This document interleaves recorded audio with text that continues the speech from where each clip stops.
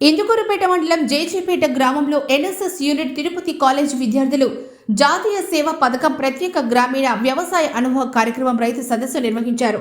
రైతులకు వరి సాగులో తెగుళ్ల గురించి అవగాహన మేరకు ప్రొఫెసర్లు, అధికారులు, స్టూడెంట్స్ కల్పించారు. ఈ కార్యక్రమంలో పాల్గొన్న వారు Lalitha Sivajyothi, agricultural professor Sailaja, D Raghunath Reddy, AO Ravindra Naidu, నీటి సంఘం అధ్యక్షుడు జేజేపేట హరిబాబు నాయుడు, మల్లికార్జున నాయుడు, గ్రామ రైతులు పాల్గొన్నారు.